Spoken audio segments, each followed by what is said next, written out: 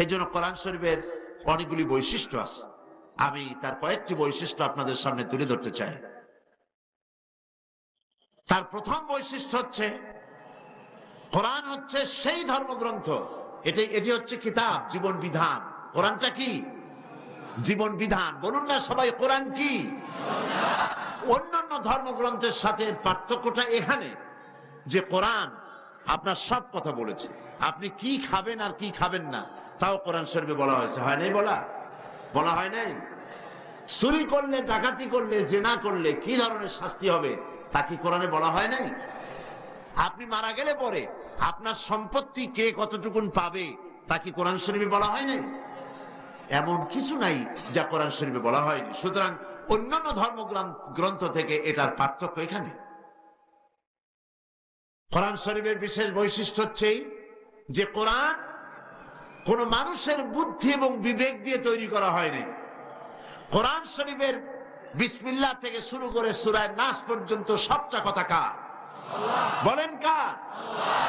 আমার আল্লাহ রাব্বুল আলামিন বলেছেন,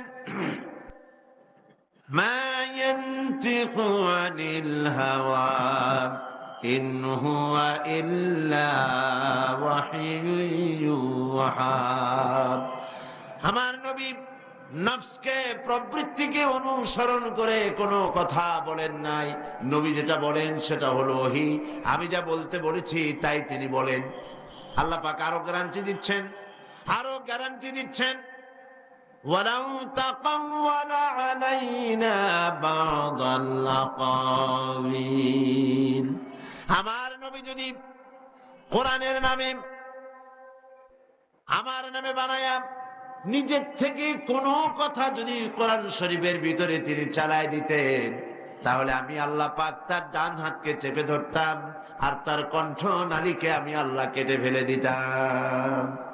তার মানে হচ্ছে কোরআন শরীফ এর মধ্যে যা আছে সব কার? আল্লাহ পাক। এর মধ্যে মানুষের একটি কথাও নাই। দুনিয়ার সমস্ত বেদ বলেন, বাইবেল বলেন, ত্রিপিটক বলেন, ইনজিল বলেন, এখন যে বর্তমানে বাইবেল আছে, এর সবগুলি পাদ্রীরা, ব্রাহ্মণরা নিজেদের ইচ্ছে মতো কথা ঢুকাই দিয়েছে। বাইবেল সম্পর্কে তো এই চ্যালেঞ্জ হয়েছে যে বর্তমান বাইবেলে আল্লাহর একটি শব্দ নাই, আল্লাহ পাকের একটি লফজ বাইবেলের ভিতরে নাই, যা আছে সব মানুষের বানানো। সুতরাং কোরআন শরীফের বৈশিষ্ট্য এখানে, এক নম্বর বৈশিষ্ট্য হচ্ছে যে কোরআন কোন মানুষের তৈরি নয়। কোরআন কার তৈরি? আল্লাহ পাকের। কোরআন একমাত্র গ্রন্থ যার ভাষা 1400 বছর ধরে অপরিবর্তিত অবস্থায় গোটা পৃথিবীর মানুষের সামনে দাঁড়িয়ে আছে, যে ভাষার কোনো ভাষা দুনিয়া থেকে শেষ হয়ে যায় না, বিলীন হয়ে যায় না। বহু ভাষা পৃথিবীতে, বহু ভাষায় বিভিন্ন ধর্মগ্রন্থ নাজিল হয়েছে, সেই ভাষারই অস্তিত্ব এখন আর নাই। কোরআন হচ্ছে সেই ধর্মগ্রন্থ, কোরআন হচ্ছে সেই কিতাব, যেই কিতাব অবিকৃত অবস্থায় এখন পর্যন্ত আছে, যার মধ্যে নতুন করে সংযোজনের প্রয়োজন হয় নাই। বিজ্ঞানের এত আবিষ্কার হয়েছে, দর্শনের এত আবিষ্কার হয়েছে, কিন্তু কোরআনের মধ্যে কোনো পরিবর্তন এখনো প্রয়োজন সামনে হইতে পারে। কোরআন হচ্ছে গোটা পৃথিবীর মানুষের জন্য, এটা হচ্ছে সংবিধান। বলুন এটা কি? এটার নাম হচ্ছে সংবিধান। আমাদের একটি সংবিধান আছে। আমাদের সংবিধান তৈরি হয়েছে কবে? 1972 সনে বাংলাদেশের সংবিধান তৈরি হয়েছে। এই সংবিধান আজকে 1999 সন, তার মানে কত বছর গেল?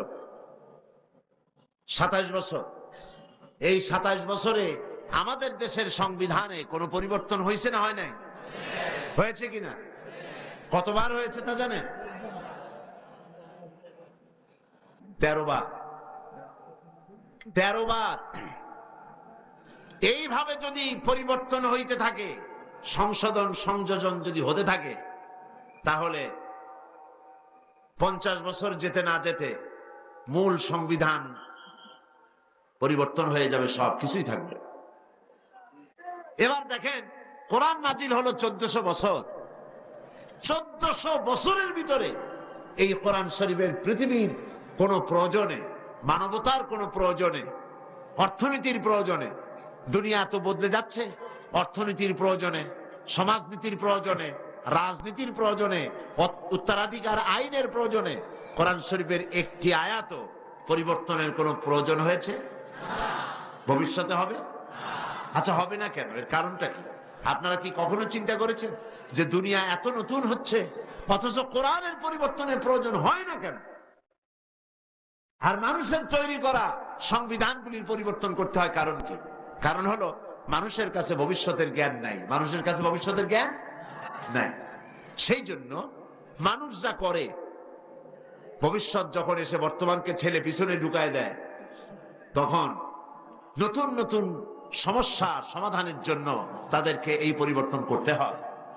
আর এই কোরআন শরীফ যিনি নাজিল করেছেন, তার কাছে অতীত কাল বলে কোনো কাল নাই, ভবিষ্যৎ কাল বলে কোনো কাল নাই।